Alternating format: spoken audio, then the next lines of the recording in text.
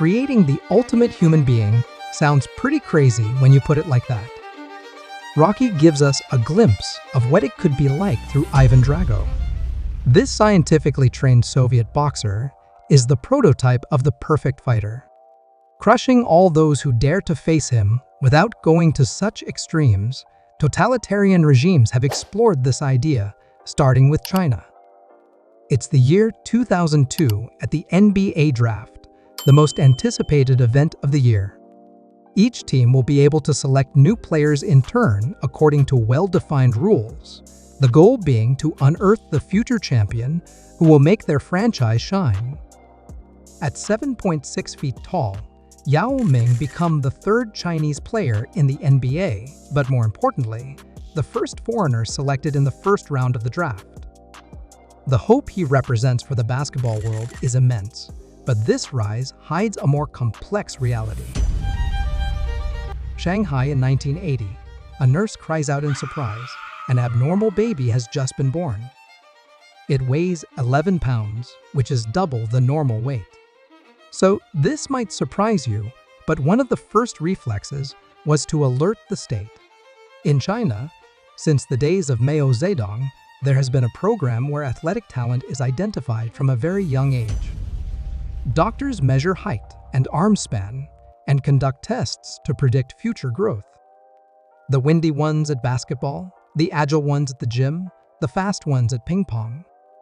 After that, it's off to sports schools where they train 6 days a week for hours. And Yao didn't escape this fate. At 8 years old, while dreaming of being an archaeologist, he was already 5.5 feet tall. His excessive appetite for a child his age became a burden for his parents. They enrolled him in the Ixukshui District Sports School, where his meals were covered, but the training was relentless. They ran until they were exhausted, jumped until their legs burned, and shot hoops until their arms could no longer move. At home, there was no respite either. His father took him behind their building to practice above the garage, promising a small reward for every basket made. The problem was that he hated basketball. And it wasn't until a year later, while attending a Harlem Globetrotters game, that something clicked. For the first time, he realized that basketball could be fun. But his mother, concerned about his future, tried to steer him away from sports so that he could focus on his studies, convinced that it was the best way to improve their situation. So, at 13, Yao made a decisive choice. He left home to attend the Shanghai Institute of Sports Technology and join the Sharks junior team. Admittedly, Yao wasn't the most talented. His height didn't allow him to be as agile as his teammates. He didn't run as fast or jump as high. And despite his weight, he struggled to assert himself during contact. His luck lay in the hands of the best coaches and scientists, all determined to mold this clumsy giant into a true basketball star. But this reality was only the tip of the iceberg resulting from a diabolical plan by the Chinese government to create the ultimate basketball player, not artificial conception, but social genetic manipulation. The idea was to force marriages between athletes to ensure that the best genes were passed on to the next generation. I waited before introducing the identities of his parents. On one hand, his mother, Fang Fengdi, a former basketball player, is 6.2 feet tall, 0.5 feet taller than the average male in Shanghai.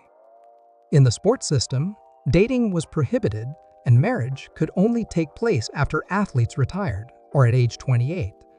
So before Fang even looked for a partner, officials had already identified a suitable player, Yao Zihuan. For years, they had eaten at the same cafeteria, lived in the same dormitory, and practiced on the same courts.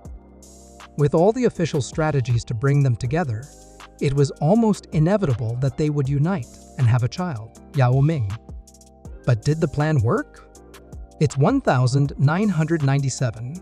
Yao has grown up, and at only 17 years old, he joins the Shanghai Sharks senior team and progresses at a crazy speed in the CBA, the Chinese Basketball Association. At first, he displays promising statistics, but it is in 2002 that Yao reaches his peak after several seasons marked by minor injuries and finals lost against the formidable Bay Rockets. Yao finally leads his team to the title with impressive averages of more than 38 points and 20 rebounds per game in the playoffs. His talent then attracts the attention of NBA scouts, but the road to the American League is still slow. Between the financial demands of his club sharks and the demands of the Chinese government, which demands up to 50% of his future income, the negotiations become complicated. Fears that Yao will follow the path of the player Wang Zizi, who had refused to return to China, make the authorities even more suspicious. Despite the pressure, Yao and his mother Fong stood firm, even threatening to end his career if an agreement wasn't reached. Yeah, his mother has character, but above all, she wanted to protect her son and prevent him from being manipulated at all costs. Finally, a few hours before the 2002 NBA draft, a compromise was reached. Yao pledged to remain loyal to the Chinese national team, and the Houston Rockets finally received the green light to select him first overall. A historic first for an international player with no American college experience. He joined the ranks of the NBA's greatest players alongside George Murerson, Manute Bol, and Sean Bradley. But before he even set foot on the NBA court, Yao Ming's life had shifted into another dimension. Goodbye to the modesty of the streets of Shanghai. He now owns a huge villa in Houston, a house far too big for him, where he lives with his parents and his translator, Colin Pine, who is indispensable in this new world. The pressure on him is great, perhaps too much. Will this giant really succeed in imposing himself in the NBA? The pace is more intense than anything he has known. The opponents are machines, and from the first game, it is a cold shower. He is lost on the court, misses his only shot of the game, and worse, he commits 3 fouls in 11 minutes of play. The fans who expected to have a phenomenon are disappointed. Charles Barkley even goes so far as to declare that he would kiss his colleague Kenny Smith's buttocks if he managed to score 19 points in a game this season. So Yao trains, struggles to understand this game, so different from his hometown, and the effect is swift. A few weeks later, he scores 20 points against the Lakers, and then 30 against the Mavericks. The moment is historic. Barkley must keep his promise, and he discovers that Kenny Smith has decided to replace himself with a donkey. Yao doesn't know it yet, but that day he's left his mark on the NBA. He can finally express his style of play. Yao doesn't run, he floats in just a few steps. He's already under the opponent's basket, ready to score. His reach is such that he can block shots without even jumping, and when he raises his arms, it's almost impossible for opponents to reach him. The Rockets don't qualify for the playoffs, but in his first season, Yao Ming becomes an all-star. A distinction reserved for the best players in the NBA, those who participate in the all-star game between the cream of the crop from the West and East. Okay, he doesn't particularly shine, but he still wins the game against Michael Jordan, and alongside the late Kobe Bryant, no less. But the most important thing isn't the victory. To measure Yao's impact, you have to understand that it's the fans who vote to elect the players participating in this game. And there, Yao has a huge advantage: China. Millions of viewers follow every one of his games, even the regular season ones. He's a superstar. And while Yao shone as a rookie, another center left his mark on the season, a player who won the last 3 NBA Finals, voted MVP each time, and even once for the regular season. I'm obviously talking about Shaquille O'Neal. Yet, Yao managed to get more votes than him, relegating him to the reserve squad. Amazing. The following season, he confirmed his potential with a stratospheric match against the Atlanta Hawks, where he scored 41 points and 16 rebounds. The Rockets qualified for the playoffs, but fell only 5 games against Shakawale's Lakers. And before going further, I must tell you out. Another key player in his career, the best scorer of the 2002, 2003, and 2003-2004 seasons, Tracy McGrady. When he arrived in Houston in 2004, everyone thought it was the beginning of a new era, the dream duo, the Great Wall of China and Timac. Their chemistry was quickly created, and the Rockets chained victories in the regular season. The title seemed possible. In the Western Conference, he qualified for the playoffs and intended to do better than the previous year. But after a good start with 2 victories, the Dallas Mavericks returned. Everything would come down to the final game. Jason Terry of the Mavericks was unstoppable, hitting a string of 3-pointers and slipping through the opposing defense to score with ease. He finished with 31 points, and his team crushed the Rockets by 40 points. Despite this humiliation, Yao Ming continued to shine, one of the few on his team to stand out, scoring 33 points. He then participated in the All-Star game again, setting a new record with over 2,500,000 votes. His popularity exploded thanks to his on-court performances, his natural charisma, and his sense of humor. This allowed him access to partnerships with iconic brands like Apple, Visa, and McDonald's, which earned him millions each year. Never before had a Chinese athlete achieved such success, but unfortunately, the fairy tale was about to take a different turn. Even if it looks like Yao Ming isn't invincible, we're talking about a guy who weighs nearly 308 pounds and is 7.6 feet tall, which obviously puts incredible pressure on his joints. In 2005, when the Rockets offered him a 5-year, $75 million contract, the season got off to a very bad start. 11 defeats in 14 games, and it couldn't be worse. Yao has a bone infection in his left foot. He only plays 57 games, but reaches for the first time the 20 points and 10 rebounds average. A solid individual performance despite the absence of the Rockets in the playoffs after a difficult season where his teammate McGrady also spent time in the infirmary. The 2 following seasons it goes a little better collectively, but the scenario remains the same. Yao continues to shine in the regular season and average of 25 points and 9 rebounds in 2006, 2007, then 22 and 10 in 2007, 2008. That year, the Rockets even achieve a crazy series of 22 consecutive victories. But the injuries do not leave him, only 48 games the first year, 55 the next, and each time the same nightmare in the playoffs, elimination in the first round by the Jazz. Is this already the beginning of the end for Yao? Only one way to find out.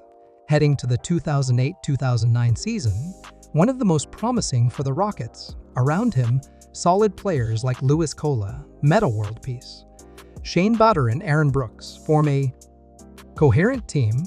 The Rockets quickly show that they have the potential to go far with a record of 13 wins for 7 losses after 20 games. But everything soon rests on Yao's shoulders. His right arm McGrady is once again a victim of his body. He plays 35 games this season. Yao becomes the undisputed captain of the ship, and he has the role of franchise player, the star of the team. And what a season he has. Yao Ming is a consistency machine, never a dip in form, never a slump.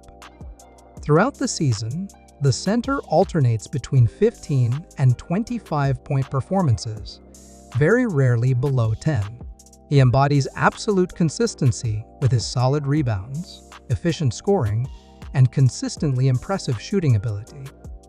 While he shines less than some crazy scorers, Yao brings essential balance to his team. The Rockets finished the regular season 5th in a super tight Western Conference, but the goal is clear: finally advance through the cursed first round. This time, it's Portland that stands in their way with a trio of rising stars: LaMarcus Aldridge, Brandon Roy, and Nicholas Batum. The first game is a complete victory. The Rockets crush Portland with a 27-point lead. Yao does what he does best: 24 points, 9 rebounds, Yet the series promises to be tougher than expected. Brandon Roy puts in a blistering performance in Game 2, scoring 42 points, but the Rockets hold on. After close games 3 and 4, Houston leads 3-1. The Blazers come back to 3-2, but ultimately, the Rockets win the series in Game 6. For the first time since 1997, Houston advances from the first round of the playoffs, a deliverance for an entire franchise. But beware, because the second round is a completely different challenge with Kobe Bryant's Lakers. From Game 1, Yao sets the tone, dominating the Lakers, scoring 28 points and 10 rebounds for a sensational victory in Los Angeles. And then everything changes in Game 3. Yao seriously injures his foot. He tries to continue, but his body fails him once again. Without him, the Rockets resist heroically and push the Lakers to Game 7, but magic isn't enough against the eventual champion. This fracture would ultimately prove to be the final blow. Yao Ming missed the 2009-2010 season to undergo surgery. On October 26, 2010, he returned after a year-and-a-half absence, but the euphoria was short-lived. During a game in Washington, it was the end. The 6 minutes spent on the court would be the last in his career.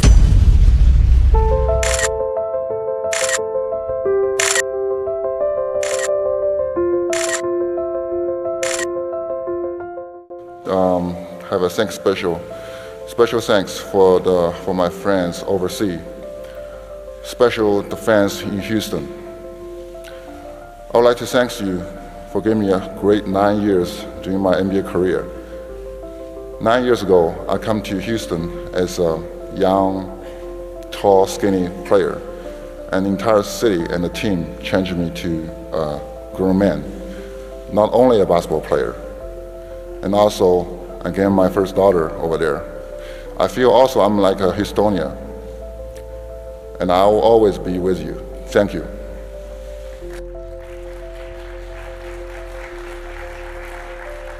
At only 30 years old, Yao Ming retires.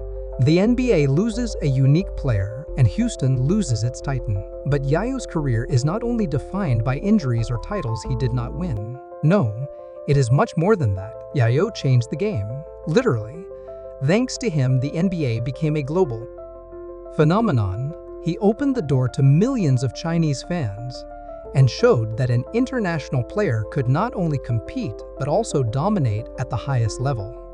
Yao is more than just a player, he is an ambassador. In his last season before his retirement, he only plays 5 games. But no matter, the entire community of his country voted for him and allows him to get a place in the 5 of the West for the All-Star game. Of course, he will have to give up his place to Tim Duncan because he cannot play.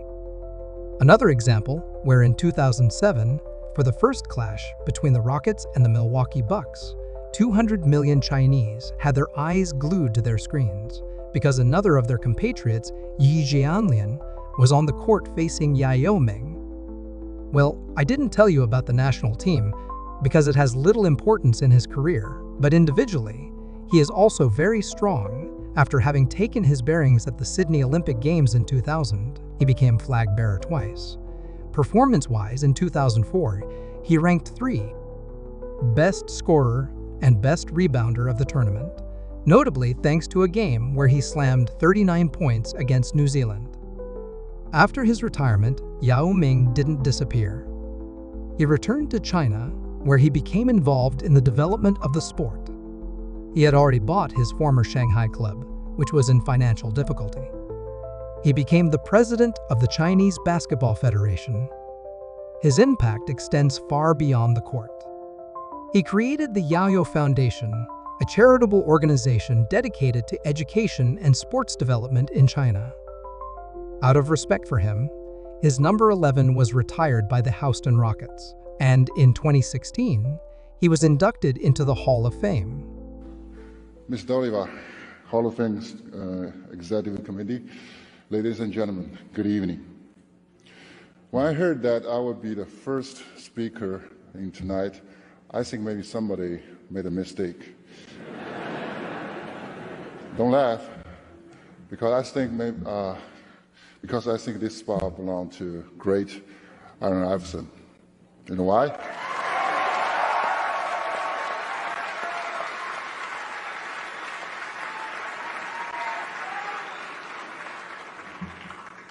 Because I need more practice than him.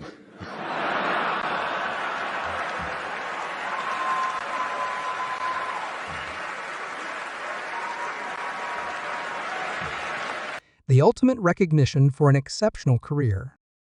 But one last question remains. Yao Ming undoubtedly owes his success to his incredible natural talent, but the sports development system in China also played a key role in his rise. So, when will there be a successor? While a few other Chinese basketball players have played in the NBA since then, none have achieved the same level of fame. And if the person who was to succeed her was ultimately not a man, but a woman, I present to you Zhang Ziyu, a 17-year-old Chinese player of 7.2 feet, who plays the center position. She is potentially the tallest woman in the world, and she chose basketball. Finalist this year in the U18 Asian Cup, it is difficult to know what her career will look like in the future, but if she follows in Yao Ming's footsteps, there is a good chance that she will make history in the WNBA with the return of the NBA in the presence of the prodigy Victor Wembanyama. I found it interesting to talk about a player who is close to it, like Yao Ming. In the end, he was a bridge between two worlds, a giant who broke down barriers and that no one will ever be able to take away from him.